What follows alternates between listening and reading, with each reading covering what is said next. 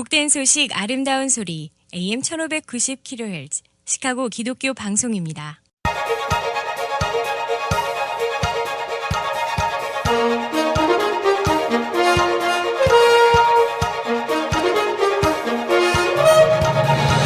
김정일 해설위원의 시사 해설. 세상을 넓게 봅니다. 삶의 지평이 넓어집니다.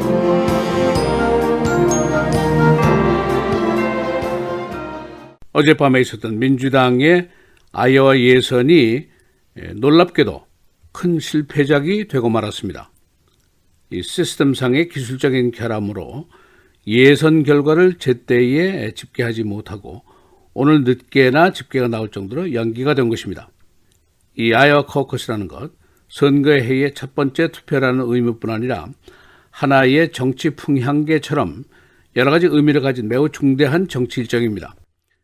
그래서 수많은 정치권의 전문가들, 또 후보들, 또 정당들이 긴 시간 동안 대규모 돈을 투자하고 공을 들이는 예선인데, 그러나 이 전국이 지대한 관심을 쏟는 예선이 어처구니 없이 시스템상의 기술적인 결함으로 결과 집계도 제대로 못하는 결과가 나오고 말았습니다. 이에 따른 놀라움과 분노와 혼란이 보통 일이 아닙니다.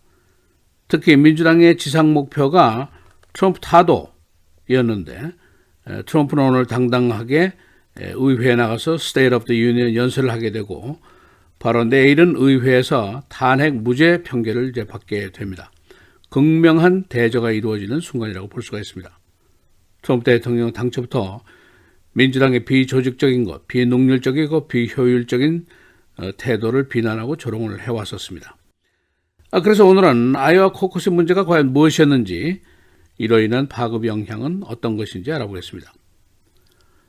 어제 아이오와 전 주에서 예선이 실시가 됐고 밤에 이제 결과가 나올 것이라는 것이 당연히 기대가 됐었습니다. 그런데 시간이 흘러가도 민주당 본부는 별 말이 없고, 그러다가 오늘 새벽 1시쯤에 민주당 본부가 스테이트먼트를 발표를 했습니다. 그 내용은 시스템상의 앱이 제대로 작동을 하지 않아서 예선 결과 집계가 지연되고 있다 하는 것이었습니다. 아이오와 민주당 본부는 금년 선거를 위해서 새로운 컴퓨터 시스템을 도입을 하고 올해 준비를 해왔습니다만은, 그러나 실전에 들어가 보니까 결점이 이제 발견이 된 것입니다. 기술적으로 inconsistency, 불일치 또는 모순, 이런 것이 발견이 됐다는 발표였습니다. 그러나 물론 대부분의 투표 시스템처럼 백업 시스템을 갖고 있었습니다. 그래서 투표 전체가 사진 또는 종이 투표지로 동시에 진행이 돼서 보관이 확실하게 되어 있습니다. 그래서 선거본부가 이제 할 일은 종이 투표지 그리고 사진 기록을 비교해서 매뉴얼로 결과를 집계해야 됩니다. 이 투표 기록 자체는 보존이 되어 있다지만은 그 집계 과정이 오래 걸리게 되니까 결국 오늘 늦게나 하루가 지나서나 예선 결과가 집계될 것이라는 발표입니다. 이 민주당 본부는 이 결함이 해킹 또는 침입으로 된 것이 아니라고 설명을 했고, 투표에 대한 그 전체 자료가 모두 확보가 되어 있다라고 애써서 변명을 했습니다만은, 그러나 체면은 형편없이 구겨지게 되었습니다. 선거의 해를 알리는 출발 신호가 바로 아이오와 커커스인데, 민주당이 그렇게 공을 들여도 첫 예선의 집계조차 제대로 하지 못했다 하는 따가운 시선을 피할 수가 없게 되었습니다. 그렇지 않아도 선두그룹 4-5명이 결과가 예측 불허다 하는 예상이 강하게 나왔었기 때문에 이런 실수가 벌어지니까 후보들도 웃음거리가 한꺼번에 되고 말았습니다. 또 일부 후보들은 자신의 승리를 선언하면서 벌써 다음 예선지인 뉴햄프셔로 가버렸습니다. 아이오와 예선은 최근에 여러 가지 문제점들이 이미 지적이 되어 있었습니다. 아이오와 주민들은 첫 예선이라는 것, 그리고 비교적 작은 주지만은 정치권에 미치는 영향이 강하다는 것, 또 전국의 시선이 쏠린다는 점에서 아이오와 커커스에 대해서 자부심도 갖고 이것을 지속시키려고 노력을 했습니다. 아마도 이 올해의 컴퓨터 시스템을 새롭게 한 이유도 일부 이런 것일 수도 있습니다. 그러나 외부에서는 아이오와 커커스에 대한 부정적인 생각도 많이 있습니다. 우선 아이오와가 전국의 평균 지주가 아니라는 겁니다. 아이오와는 백인 1세의 데모그래픽을 가지고 있고 농업 중심의 단조로운 산업 형태를 가진 주입니다. 특히 민주당의 경우는 인종적으로 다양성을 중시하는 당인데 소수계 흑인 히스패닉 에이시안들이 제외된 정치판에 샘플을 놓고 이러쿵저러쿵 한다는 것은 정당하지 않다. 이런 비판적인 시각을 가져왔습니다. 제시 잭슨 목사 같은 사람이 이 부정적인 견해의 선두에 서 있었습니다. 그리고 이 카커스라는 선거 제도가 너무 낡았다 하는 비판도 있었습니다. 우리가 일리노이에서 하는 선거는 프라이머리 일렉션입니다. 본선 투표와 비슷한 것인데 일정 시간 내에 투표소에 가서 비밀 투표로 권리를 행사합니다. 일리노이주는 오픈 프라이머리이기 때문에 예선 투표 시에 민주당 공화당을 사전에 선언하는 그런 제도입니다. 그러나 카커스라는 제도는 판약의 다른 방법입니다. 옛날식이고 고정적인 방법인데 주민들이 공화당이나 학교나 교회나 이런 곳에 모여서 후보를 선택하는 작업을 동서남북 코너 또는 ABCD의 지점으로 걸어가서 모이고 여기서 또 토론과 설득 작업을 하고 다른 후보 쪽으로 갈 사람은 갈 수도 있고 이렇게 되어 있습니다.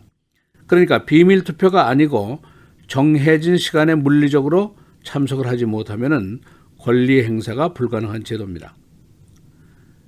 이 민주당 대선 후보가 필요한 대의원 수는 1991표인데 아이오와의 총 대의원 수는 41표입니다.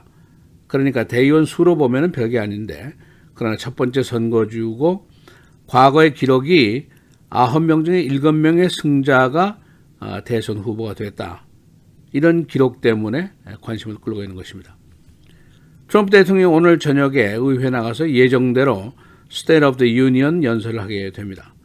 자신을 탄핵했던 바로 그 자리에서 호기롭게 연설을 하게 되는데 그리고 내일은 거의 확실하게 상원이 탄핵 파이널 보트 최종 투표를 해서 무죄를 선고하게 됩니다. 트럼프 대통령에게는 오늘 밤 그리고 내일이 재선운동 시작의 신호탄과 같은 효과를 줄 수가 있습니다. 오늘 밤에 그의 연설의 주제는 The Greatest America Comeback 이런 주제입니다. 그가 길고 긴 탄핵과 특검의 난국을 헤쳐서 결국 돌아왔다 하는 의미로 그의 측근들이 해석을 하고 있습니다. 그는 오늘 이 연설에서 확고한 낙관주의 Relentless Optimism의 비전을 제시하게 되는데 경제 문제를 비롯해서 안보라든가 미국의 국력의 신장에 대한 비전을 제시하게 됩니다. 아이오와의 민주당 예선 결과, 시스템 결함, 선거 집계도 못하는 실망과 혼란과는 매우 대조적인 내용이 될 것이다 하는 예상이 나오고 있습니다. 시사해설 김재일입니다.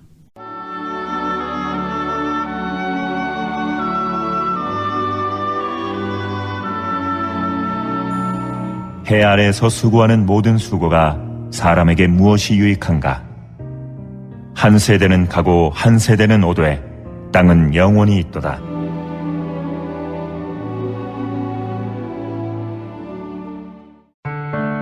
미디어를 통한 세계 선교를 꿈꾸는 KCBS. 이제는 라디오가 없어도 KCBS 시카고 기독교 방송을 실시간으로 청취할 수 있습니다. KCBS 시카고 기독교 방송에서는 쉽고 간편한 라디오 청취 서비스를 제공합니다. 스마트폰 애플리케이션 서비스 안내 앱 스토어에서 KCBS를 검색해 시카고 다운타운 그림의 KCBS 아이콘을 무료로 다운받아 설치하시면 스마트폰으로 실시간 KCBS 생방송 청취가 가능합니다. 정규 방송 시간 후에는 CBS 기독교 방송이 실시간 방송됩니다. 또한 시카고 기독교 방송 웹사이트 kcbs1590.org에서 생방송 듣기 메뉴를 통해 KCBS 라디오를 실시간으로 청취할 수 있습니다. 김정일 해설위원의 시사해설 방송도 스마트폰 KCBS 앱을 통해 매일 청취가 가능합니다. KCBS 앱의 왼쪽 상단에 위치한 메뉴에서 J-Kim 뉴스를 클릭하시면 다시 듣기 서비스가 가능합니다. 또한 페이스북이나 유튜브에서도 김정일 해설위원의 시사해설 진행 방송 청취가 가능합니다. KCBS 실시간 청취 서비스에 관한 자세한 사항은 시카고 기독교 방송 전화 847-583-영원구원 583-영원구원번으로 문의하시기 바랍니다.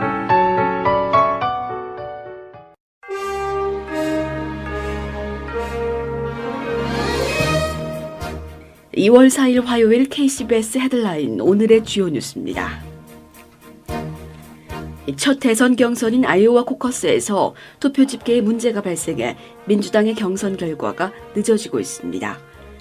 1972년 아이오와주가 민주당 공화당 첫 대선 경선주가 된 이래 처음입니다.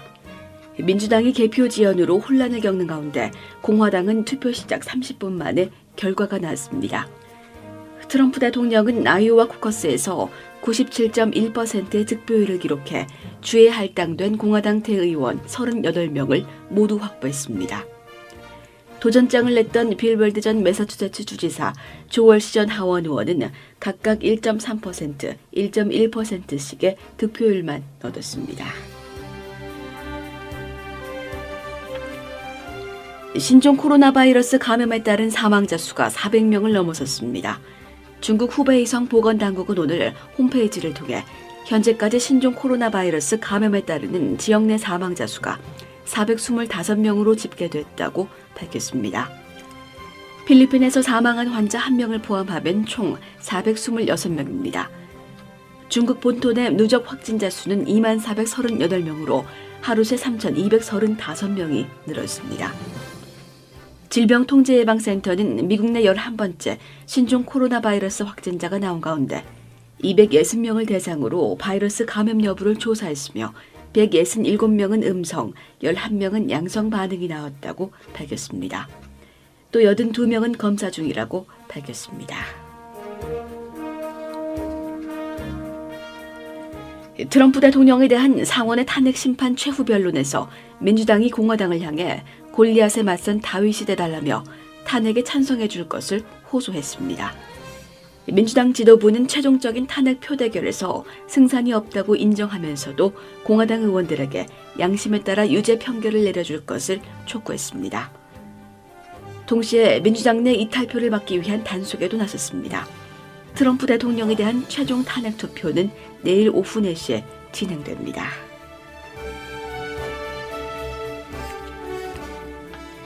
텍사스주 카머스에 있는 텍사스 대학교의 기숙사 한 곳에서 어제 오전 총격 사건이 발생해 여성 2명이 목숨을 잃고 아이 1명이 총상을 입었다고 경찰이 발표했습니다. 경찰은 이곳 텍사스 A&M 대학교의 카머스 캠퍼스에서 대학생들과 교직원들에게 안전한 곳으로 몸을 피하도록 권고했다가 오후 들어 이를 해제했습니다. 경찰은 더 이상의 위협은 없다고 밝혔습니다. 아직 총격 사건의 용의자가 누구인지 경찰은 확인하지 못하고 있습니다. 시카고 다운타운 지역에서 강도 사건이 계속되고 있습니다.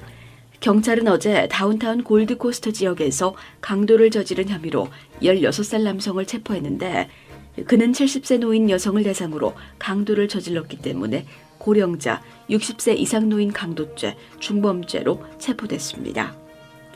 이 밖에도 지난해 12월 이후 워터타워, 좌냉각 빌딩 부근 등에서 3건의 강도 사건이 있었습니다.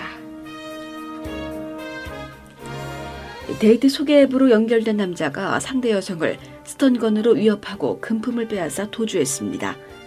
이와 유사한 사건이 지난 한 달 동안 4건이나 신고됐습니다. 범인은 여성을 다운타운 고급 호텔로 유인한 후 강도 범행을 저지르고 있습니다. 미국 성인의 15%는 온라인을 통한 데이트 속에 긍정적인 생각을 갖고 있습니다. 쿡카운티 교도소 내 구타 사건이 감시 카메라를 통해 또 발각됐습니다. 셰리프 당국의 비디오에 따르면 5명의 재소자가 1명을 약 7분간 구타했습니다. 이들은 적대적인 갱 단원들인데 지난주에는 1명이 구타당한 후 사망했습니다. 날씨입니다. 오늘은 흐린 가운데 기온이 30도대로 내려가겠고 차가운 바람이 강하게 불겠습니다. 오늘 낮 최고 36도, 밤 최저 27도. 내일도 흐린 가운데 기온은 오늘보다 더 내려가면서 저녁부터 1에서 3인치의 눈이 내리겠습니다. 낮 최고 31도, 밤 최저 27도. 목요일 계속해서 1인치 안팎의 눈이 내리겠습니다. 낮 최고 30도, 밤 최저 24도. 금요일 대체로 흐린 날씨 보이다 오후 들어 일부 맑은 날씨 보이겠습니다. 낮 최고 33도, 밤 최저 20도입니다.